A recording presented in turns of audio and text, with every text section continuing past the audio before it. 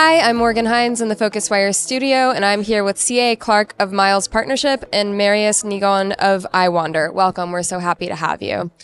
So let's go over what you've seen this week. We're going to do kind of a big take on what's going on in tech. So what's been the most notable thing you've seen here at the Phocuswright Conference?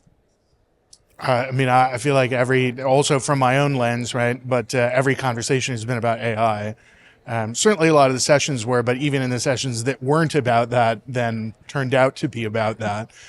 So obviously that's the main topic. A lot of debate in that area. I mean, I think the most common one that I heard anyway was will OTAs become further entrenched, or will suppliers become competitive because of the technology? So that's been an interesting one to listen to. Okay. I completely agree. I think AI has just been the biggest subject of discussion. But for me, the biggest takeaway is just the uncertainty. I feel like no one really has the answers. Everyone's kind of still figuring out what's going to happen, what's going to change. You spoke about like AI. Who's going to be that gatekeeper to the new world? Like, where are products going to be booked? Who's going to be selling them? Who's going to be merchant of record? Like, so many interesting discussions. And what I really love is that no one's got the answers yet. So it's like a lot of opportunity. Yeah, so what surprised you the most? It sounds like there was a lot of common threads, but what was the most surprising thing that each of you saw? For me, to go back, I think the most surprising thing is that I think there's a kind of a fear. I don't think anyone really, anyone knows who's going to win this. Everyone thinks they're going to win it. Everyone's saying like, oh yeah, we're not going to be impacted, or we're going to win this race. But like, I don't think anyone can say that with certainty.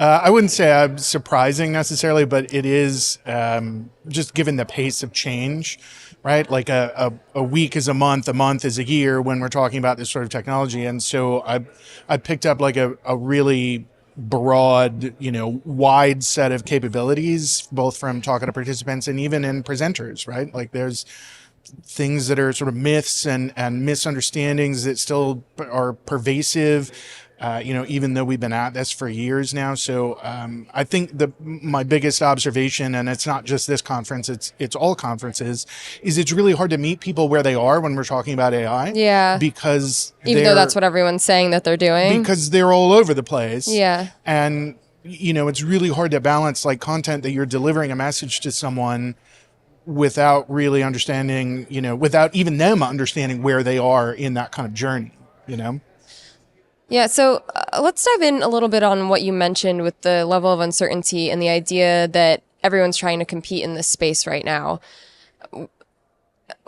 How is that changing the culture of the travel industry as a whole? How do you think that's impacting how people are interacting with each other and the way that this is going? That's a really good question. What's really interesting about our industry is that there's just so many layers. There's there's the operator, and then there's layers of res tech, and then there's some sort of like distribution, then you've got OTAs, and then you've got where people search. And I think that is, that's what's quite interesting about, like, there's so many like layers, and any piece of that pie or that cake could be completely changed with AI. Or all of them will be changed with AI. So I think that's kind of like all these discussions about who's going to be that gatekeeper, who's going to win, like what part is going to change. Like one of the panels I loved the most was when you had the social search one, the guys from TikTok, from Google, from YouTube, because we all say like, oh, who owns the customer? And we see that customer once a year, maybe twice if we're lucky. Like these guys have contact with them every single day. Yeah. And I think those sort of discussions just open up like the fact, these guys are really the big guys. How would you, go ahead, sorry. I think there's a lot of, the question was like how is the industry, or how people in the industry reacting to that uncertainty? Yeah. And I think so much of this is psychology, right? Yeah. Like it's not a technology problem really, like it's like a change management problem and a psychology problem. So there is a lot of uncertainty, and people react to that in different ways. And some people, withdraw from that, and some people, fight or flight. Some people want to, take it on, and some people want to hide from it. And so I think across all of these, right, this is a transformational technology in the same way that we've had other, the internet, or electricity for that matter, right? Like these are fundamental underlying technologies that dramatically change what we do. And so we're seeing everyone reacting to that right now in this, right, like minute by minute kind of, news cycle. So right? there's a lot of uncertainty. How would you say that's contributing to kind of the atmosphere in the travel industry right now? Are people anxious? Are they more on edge, or is it more excitement? How would you characterize that?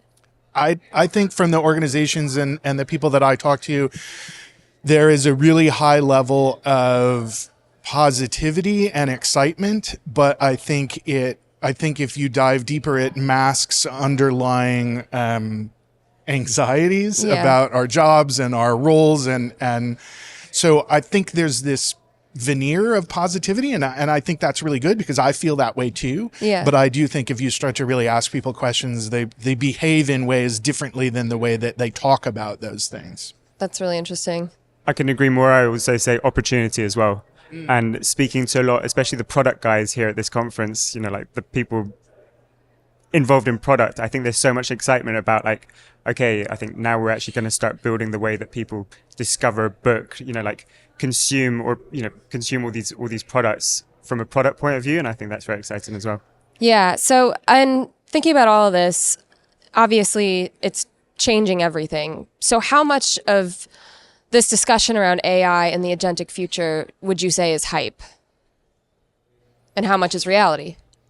I think it depends on which part we're talking about. If we talk about, a particular product or a service, I think there's more of a chance that you have this sort of overhyped, like, we're going to solve all these problems in 15 minutes, right? But overall, I think in some ways it's probably underhyped. I think we're sort of underprepared for the pace and the rate of change and the kinds of change that we're going to see. The gap between having an idea and executing against that idea, which, just to be clear, for our whole, last 3 decades has been the limiting factor, right? Like, I can have an idea, but it doesn't really matter unless I can get that idea executed. I need developers to do that. I need, resources. I need all of those things. That's collapsing. The difference between having an idea and executing an idea is going to be really, really narrow in another 18 months. And so what will that mean? You were talking about products and the, how those products get created. Products and features are like day by day now, right? Not months at a time that it takes to do those. And that will dramatically change everything in the travel funnel, right? From the top to the bottom. Yeah. What's your take? My take is, I think it's, I don't know. I'd probably say it's more underhyped than overhyped. I do think it's going to change pretty much everything from the way that people book, search, discover, find products, what sort of products are shown, what sort of products are discovered. So yeah, I would probably say underhyped, and I think the change could be very, very quick. Or it could take 10 years and, we'll be here in 10 years and we'll still be speaking about the same things. Yeah. I don't know. Yeah. So as this continues to, we're talking about such rapid evolution, how would you advise companies to navigate this rapid change alongside the hype? Like, how do you decide, or how would you advise companies decide what to focus their attention on as things, like you said, things are being developed in days rather than months now? And a lot of that, like, Gemini 3 came out this week, which is a big announcement. And a big part of that announcement was about generative interface, right? Like, they're generating interfaces on the fly. That's a pretty profound change for our industry, right? Like, those interfaces get generated on the fly and then disappear. They're disposable, right? That is a massive change. The question that you asked me, though, that, like, when I talk to organizations, I think we are shifting from a paradigm where the winners made the right big bets, right? A few number of really big bets, and those were the winners, to a paradigm where the winners will be the ones that make as many really tiny bets as they can make, as fast as they can make them, and then validate whatever those answers are. And that's a really, like, from a business perspective, that is a dramatically different way to go about doing business than we've been used to.